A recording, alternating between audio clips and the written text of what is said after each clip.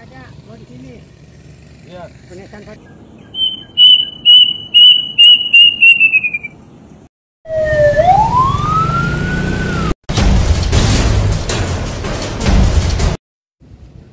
Oke teman-teman, ini makam yang kedua, makam tertua yang kedua di pemakaman Gondang.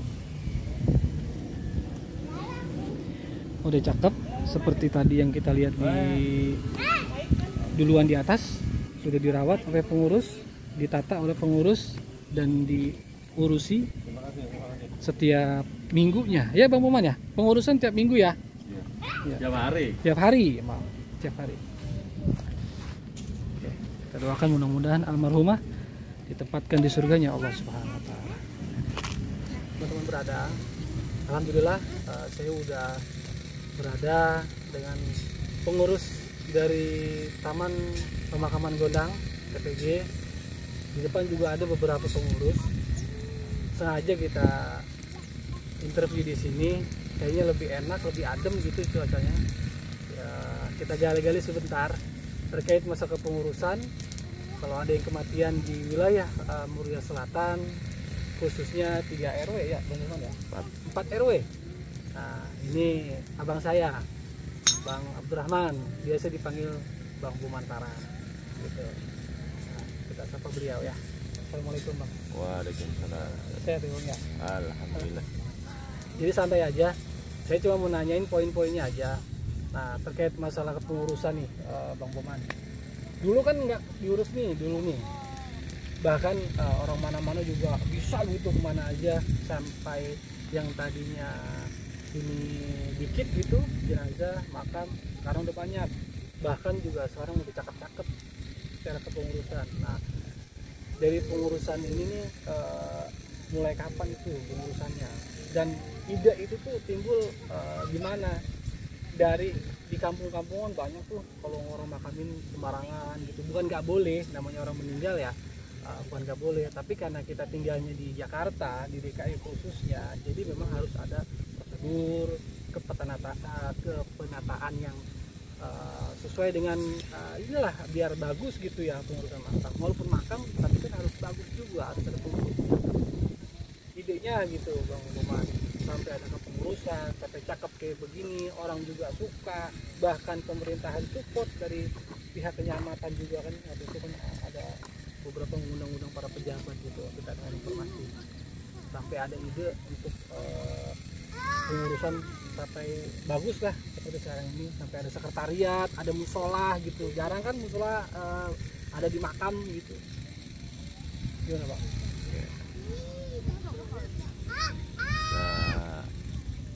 Langsung aja. Ini dulu inisiatif dari sebenarnya dari para sepuh-sepuh, cuman pada saat itu sepuh-sepuh itu ya kurang gebrakan. Akhirnya kita berhubung ini makam wakaf dari 4 orang, yaitu Bedu Bindiran, Haji Senan, Hanan Sakim, dan Bapak Poblong. 4 orang. Ini lambat tahun ke berawal dari kekurang nyamanannya di makam ini, karena dulu itu serem, sangat serem, banyak pohon gede, sehingga belum adanya pengurus kita. Iya Haji. Iya alhamdulillah. Ini lagi ini apa? Penting. Ini aja sama Pak Haji ah. Udah kagak. Udah sama Pak Haji aja. Lanjut. Ya udah dah. Lahir. Ayo sama. Ayo. Haji ntar ya. Ya. Iya, jadi berinisiatif akhirnya bagaimana gitu kita. Saya mesti lihat. Iya Pak Haji. Bagaimana kita memutar-mutar, akhirnya tercetuslah ide-ide dari para tokoh yang berada di lingkungan ini. Makam ini sebenarnya dulunya memang karena tidak ada pengurus, jadi selalu bebas dari manapun bisa, yang penting ada biaya operasional penggali. Dan untuk sekarang ini kan di mana-mana warga kita juga sudah semakin banyak, jadi untuk mencegah artinya orang dari mana-mana yang kita nggak kenal, akhirnya dibentuklah kepengurusan dan dibentuklah semacam aturan-aturan gitu, yang akhirnya kita membuat aturan di kepengurusan itu dimulai pembentukan kepengurusan Taman Makam Gondang ini 18 November dibentuknya kepengurusan itu diresmikan oleh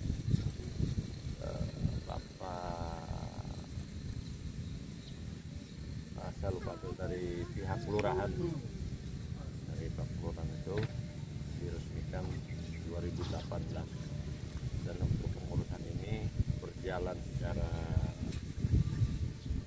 perlahan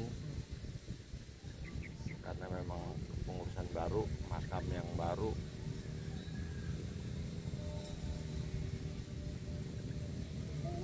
Dimulai pergerakan itu 1 Januari 2019. Tapi dulu saya sempat dengar ya, katanya prosesnya agak ini juga ya, agak serem juga ya, karena banyak ambon-ambon gitu ya, sampai ribut juga ya. Benar nggak sih Pak? Jadi kalau perkara pihak luar itu memang sebelumnya lokasi ini belum tahu batas tanah makam sebelah mana, tanah yang warga sebelah mana gitu, sehingga memang ada pihak lain yang mengklaim batas makam.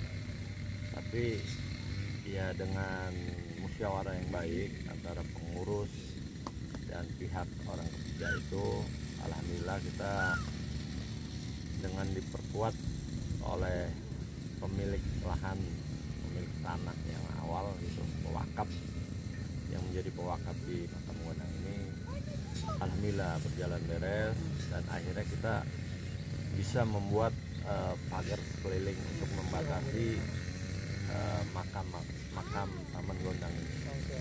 Nah, jadi emang di semua dibatasin ya pengumuman ya. Tadi juga kita udah lihat ya teman-teman ya.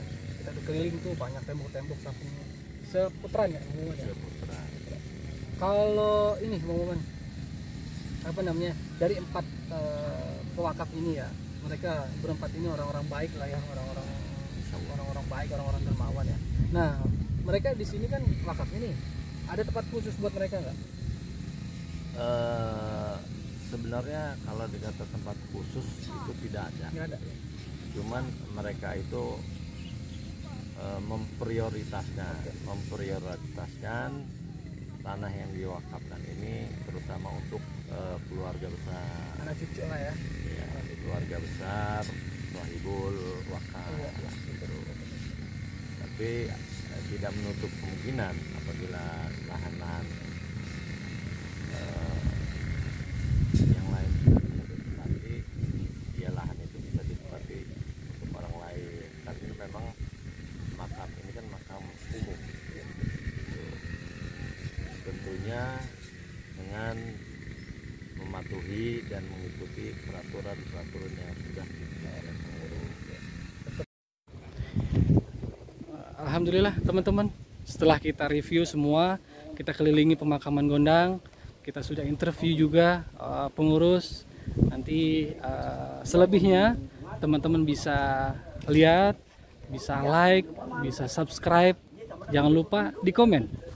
Apabila teman-teman merasa bermanfaat, ada informasinya di sini, ada ilmunya di sini untuk penggugah kita, pelembut hati kita yang keras. Ya, kita akan closing di depan.